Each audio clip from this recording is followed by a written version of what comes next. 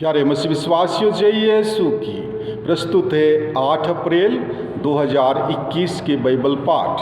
पहला पाठ प्रेरित चरित्र अध्याय 3 पद संख्याएँ 11 से 26 तक से लिया गया है। पाठ का मूल वाक्य है, आप लोगों ने जीवन के अधिपति को मार डाला, ईश्वर ने उन्हें मृतकों में से जिलाया है। वह मनुष्य पेतरुस और यूहन्ना के साथ लगा हुआ था, इसलिए सब लोग आश्चर्यचकित होकर सुलेमान नामक मंडप में उनके पास दौड़े आए। पेतरुस ने यह देखकर उनसे कहा, इस्राएली भाइयों, आप लोग क्यों इस पर आश्चर्य कर रहे हैं और हमारी ओर इस प्रकार ताक रहे हैं, मानो हमने अपने सामर्थ्य अथवा सिद्धि से इस मनुष्य को चलने फिरने योग्य बना दिया। इब्राहिम, इसहाक और याकूब के ईश्वर ने, हमारे पूर्वजों के ईश्वर ने अपने सेवक यीशु को महिमान्वित किया है। आप लोगों ने उन्हें पिलातुस के हवाले कर दिया, और जब पिलातुस उन्हें छोड़ देने का निर्णय कर चुका था तो आप लोगों ने उन्हें अस्वीकार कर दिया। आप लोगों ने संत तथा धर्मात्मा को अस्वीकार कर हत्यारे की रिहाई की मांग की।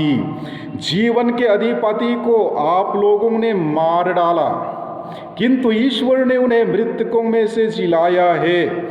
हम इस बात के साक्षी हैं। यीशु के नाम में विश्वास के कारण उसी नाम ने इस मनुष्य को, जिसे आप देखते और जानते हैं, बल प्रदान किया। उसी विश्वास ने इसे आप सबों के सामने पूर्ण रूप से स्वस्थ कर दिया।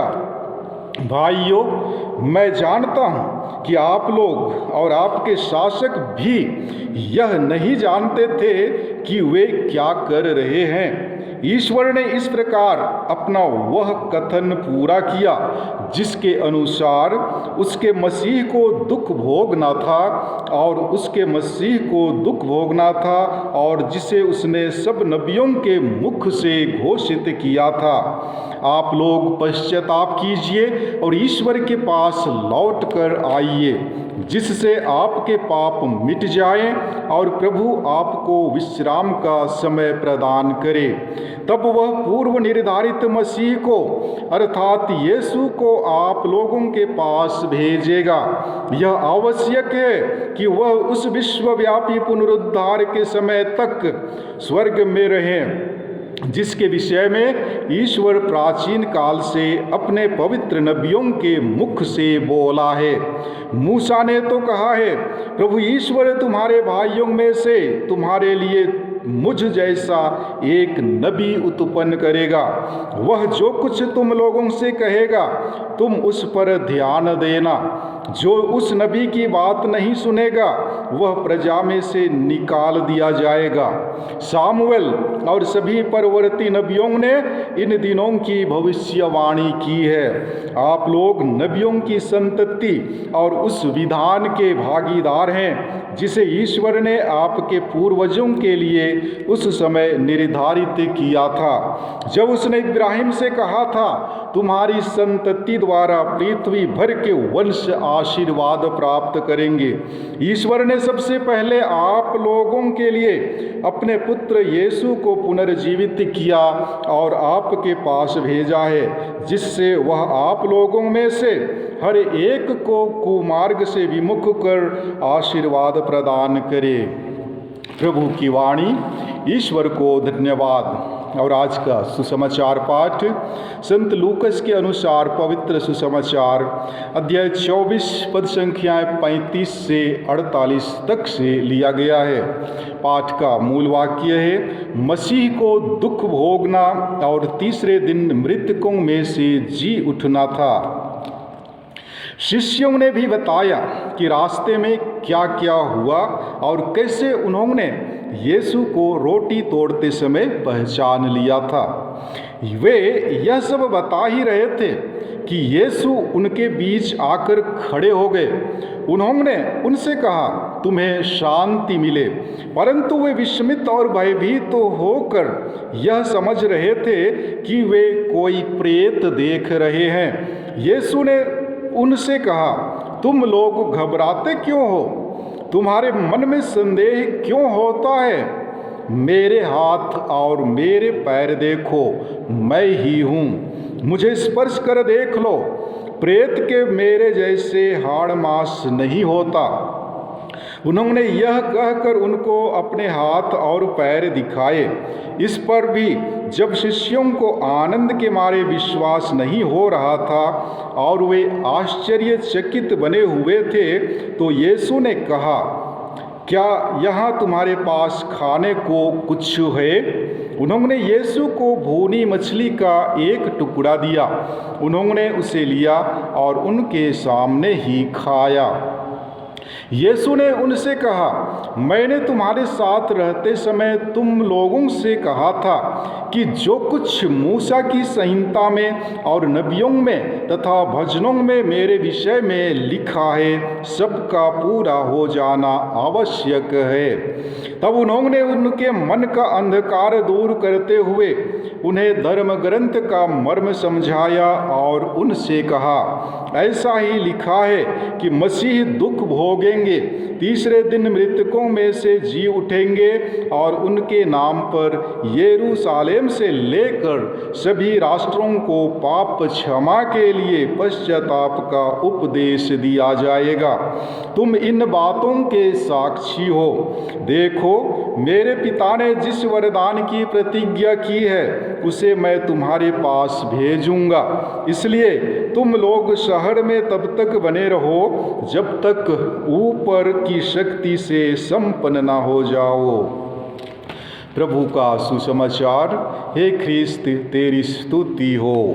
प्यारे मसीह विश्वासियों, आज के सुसमाचार द्वारा यीशु 3 बातों को बताना चाहते हैं। पहला, पुनरुत्थान की वास्तविकता। यीशु कहते हैं, मेरे हाथ और पैर को देखो, आत्मा के शरीर नहीं होते। फिर यीशु इसे सिद्ध करने के लिए कहते हैं कि मुझे खाने को कुछ दिया जाए। इस तरह यीशु हम सबों को पुनर्जीवित होने का पर्याप्त उदाहरण देते हैं ताकि हम दुनिया के लोगों को सभी सबूतों के साथ बता सकें कि यीशु जीवित ईश्वर हैं। दूसरा, क्रूस की आवश्यकता। यीशु फिर उन्हें बताते हैं कि मसीह को दुख उठाना पड़ेगा, क्रूस में चढ़ाया जाना होगा और तीसरे दिन जी उठना होगा। अर्थात हमारे दैनिक जीवन में भी यदि हमें दुख तकलीफें हैं तो घबराना नहीं चाहिए, क्योंकि दुख के बाद सुख के दिन का आना अनिवार्य है। रात के बाद सुबह का होना अनिवार्य है। और तीसरा, सुसमाचार फैलाने की आवश्यकता। मसीह के नाम में पछतावा और पाप क्षमा का संदेश सबों तक पहुंचाना है। पास्का काल में यीशु हमसे कहना चाहते हैं कि पास्का उपहार के रूप में हम अपने बैरियों को क्षमा करें, जिससे मनमुटाव है उनसे मेल मिलाप करें। प्यारे भाइयों बहनों, हमारे जीवन में किसी बात या व्यक्ति पर विश्वास करना बहुत जरूरी है।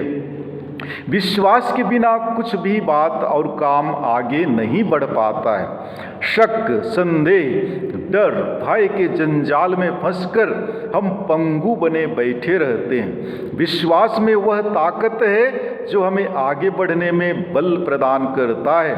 इसके द्वारा दूसरों के साथ हमारा प्रेममय संबंध गहरा और मजबूत बनता है।